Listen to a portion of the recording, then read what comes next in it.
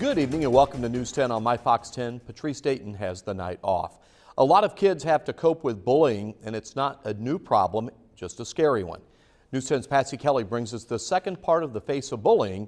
In tonight's Education Watch 10, she talks to a counselor about how they handle the conflict in the classrooms.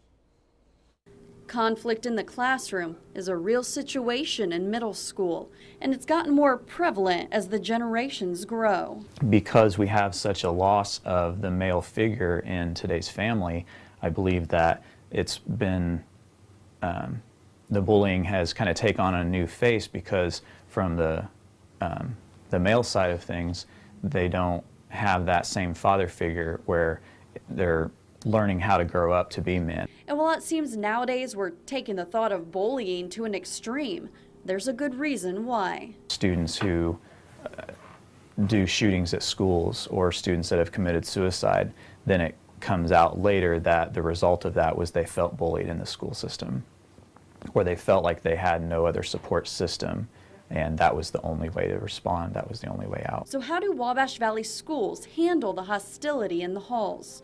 One school counselor says the first course of action should be this. If students are feeling like they're being bullied, then if an adult gets involved right away, it's the quickest way to put a stop to the behavior. When a student does ask for help, first they figure out whether it's bullying.